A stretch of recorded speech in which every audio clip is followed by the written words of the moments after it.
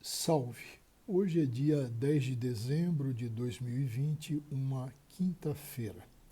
A novidade do dia é a condenação confirmada em segundo grau, em sede de apelo, do jogador Robinho. Só para lembrar, o Robinho foi condenado por um fato ocorrido em 2013. A acusação é de estupro coletivo. Ele e mais 5 pessoas teriam abusado sexualmente de uma albanesa, de uma extracomunitária, e os fatos se deram em Milão, dentro de uma boate, num vestiário abandonado dessa boate, num camarim abandonado dessa boate.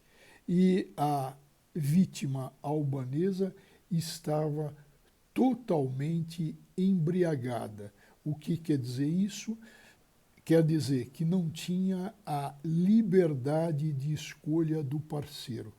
Isso significa um constrangimento a caracterizar estupro, atentado violento ao pudor, abuso sexual.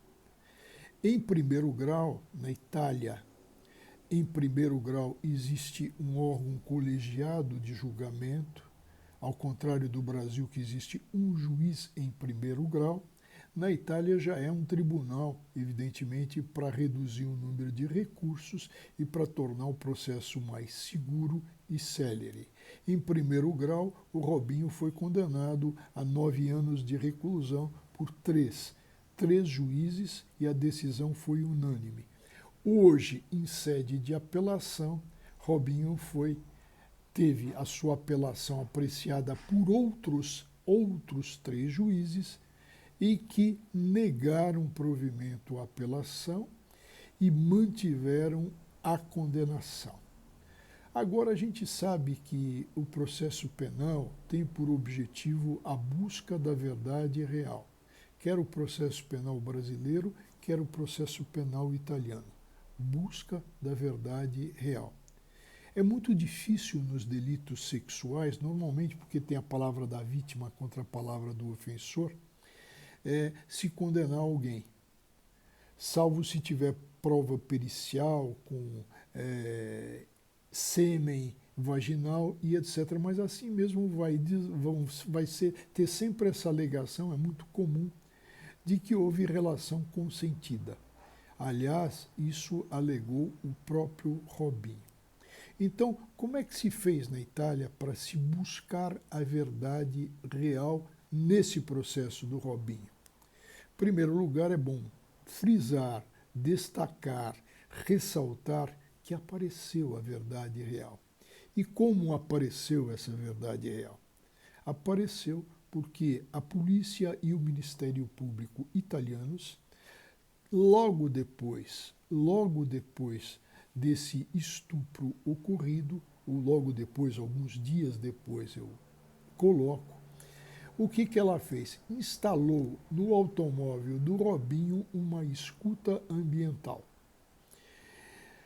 Foram gravadas então e houve escuta das conversas do Robinho com o motorista do automóvel, que também tinha participado dos fatos, tinha assistido aos fatos. E o Robinho se gabou no sentido de que ele jamais seria condenado. E ele disse por que achava isso. Se deu mal, evidentemente. Mas, ao dizer tudo isso, ele confessou amplamente o acontecido. E o que ele disse? Ele disse que a vítima estava totalmente embriagada e seria incapaz, pelo estado de embriaguez, de apontar ele, Robinho, com segurança como um dos estupradores, ou um dos autores de atentado violento ao pudor.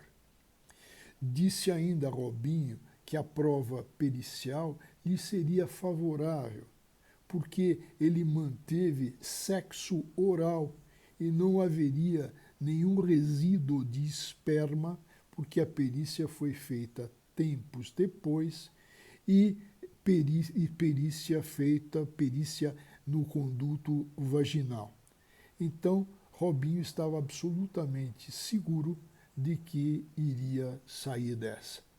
Se deu mal porque a escuta ambiental mostrou todo o acontecido. Agora, Robinho está respondendo ao processo em liberdade. E na Itália, como o Brasil, só existe execução definitiva depois do trânsito em julgado. Não existe execução provisória na Itália. O que existe é a possibilidade de imposição de prisão preventiva, prisão processual. Mas com Robinho não foi imposta a prisão preventiva. Então, ele vai recorrer ao equivalente ao Supremo Tribunal Federal nosso, que lá se chama Corte de Cassação. A cassação, evidentemente, vai se ater a problemas de regularidade processual, ampla defesa, verificação de alguma nulidade, e isso não ocorreu. Houve ampla defesa e nenhum vício formal a criar uma nulidade processual. Só após o trânsito em julgado é que será expedido uma ordem de prisão. Ordem de prisão por toda a Itália e por a Itália ser membro da União Europeia, por toda a União Europeia. Mas será expedido também um mandado internacional de prisão via Interpol. Isso significa que o Robinho, que vive no Brasil, se ele sair do Brasil, ele será preso por mandado internacional e, evidentemente, enviado para a Itália para cumprir pena.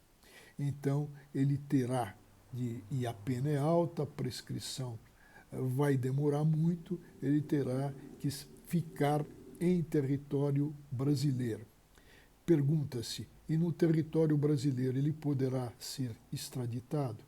A resposta é não, porque a Constituição é claríssima ao dizer que não existe extradição de nacionais. Isso que está na nossa Constituição é algo atrasado, porque vários países civilizados admitem a extradição de nacionais. Nós tivemos, por exemplo, a Itália extraditando para o Brasil o Pisolato. Nós tivemos, por exemplo, a Colômbia extraditando para os Estados Unidos nacionais em casos de narcotráfico internacional. A nossa Constituição, no particular, precisa ser mudada. Mudada por emenda constitucional? Não sei, é difícil porque isso poderá ser uma cláusula pétrea. E cláusula pétrea não se muda por emenda constitucional, só por uma outra Constituição. É importante lembrar que o fato ocorreu em 2013 e a primeira condenação do Robinho, o fato é de janeiro de 2013, o estupro. E a primeira condenação do Robinho foi em novembro de 2017. Hoje se deu a manutenção da condenação em sede de apelação. Muita gente, principalmente o pessoal os jornalistas esportivos, me perguntaram por que a imprensa italiana deu pouco destaque ao caso Robinho. Como se tivesse aí um certo privilégio do Robinho. Não foi isso que aconteceu. Basta a gente olhar a época dos fatos e o que acontecia na vida política italiana. Acontecia o seguinte: o primeiro-ministro era Silvio Berlusconi. Silvio Berlusconi tinha sido apanhado pela Operação Mãos Limpas, Mani Puliti, que é o nosso equivalente aqui a Lava Jato, e tinha sido condenado por fraude na sua empresa, na empresa que ele geria, que é a Mídia 7. Então ele tinha sido condenado a 4 anos. Era um assunto, ele primeiro-ministro, isso levou à queda dele. Junto com isso, teve o grande escândalo Berlusconi, com relação à exploração sexual de menores. O caso Rupi Rubacuore, dentre outros, que gerou o famoso Bunga Bunga. Então a Itália estava toda concentrada na corrupção de Berlusconi e também ele como corruptor ativo, né? E também porque ele havia corrompido fiscais para ensejar uma fraude a impostos. E também havia o caso do Bunga Bunga, daí Robinho ter ficado para um segundo plano. Senhores, o que dizer sobre um sujeito com esse caráter que mostrou Robinho ter, esse tipo de personalidade delinquencial, esse covarde que abusou de uma mulher indefesa e fazendo o que fez. O que fazer? Uma vez que a condenação italiana não irá alcançá-lo. Será mantida a impunidade. Agora, solução existe para isso, que se chama repúdio social. É isso que precisa haver. Nós tivemos já um princípio, quando o Santos contratou o Robinho e as patrocinadoras do Santos, do time de futebol do Santos, ameaçaram retirar o patrocínio. O contrato com o Robinho foi imediatamente rescindido. Esse é um ponto, um dos pontos. O repúdio social, o repúdio dos brasileiros, dos cidadãos brasileiros, nesse caso do Robinho, tem que ser sentido por ele, porque, evidentemente, o que ele fez foi um crime hediondo, gravíssimo, coisa de canalha. Obrigado.